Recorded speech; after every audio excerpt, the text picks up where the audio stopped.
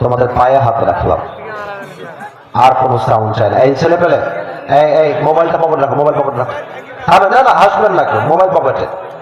আজকে আসিফ হুজুরকে ভিডিও করার দিন নয়, আসিফ হুজুরকে আজকে সরাসরি দেখার দিন যুবক ভাই। খবরদার কেউ চোখ ডান বাম করবেন না, আমার চোখে চোখ রাখেন। আজ আমাদের দেওয়ানগঞ্জের এই মাহফিলে আলোচনার কথা কে বলে? এই ছেলেরা, ইজ দিস ডিসেন্ট ম্যানার? এগুলো ভদ্রতা হইল? এই হচ্ছে তাফসীর মাহফিলের সমস্যা। খালি বক্তাকে দেখবে, ফালাফালি করবে, কি বুঝলো কি বোঝে নাই, ডাজন্ট ম্যাটার। কথা বুঝতে হবে মিয়া তোমাকে। চাতক পাখির মতো সবগুলো লোক তাকিয়ে আছে, কথা বলতেছে ওখানে। কেমন কি জবাব দিবা আল্লাহর কাছে? আল্লাহ বলে তুই এর ডিস্টার্ব করলি কেন? কি জবাব দিবা আল্লাহর কাছে?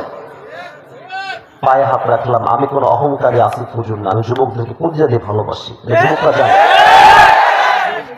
কোনো কথা বলে ডিস্টার্বেন্স ক্রিয়েট করবা না। আমি আসিফ হুজুর ঠান্ডা মাথায় কয়েকটা কথা বলছি, আজীবন মাথায় রাখবেন।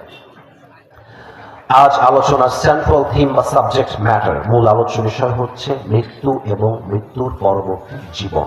Let's repeat again. আমি বলবো প্রথমটা, শেষ শব্দ তথা জীবন, এটা আপনারা সবাই বলবেন, আলোচনা শুরু হয়ে যাবে।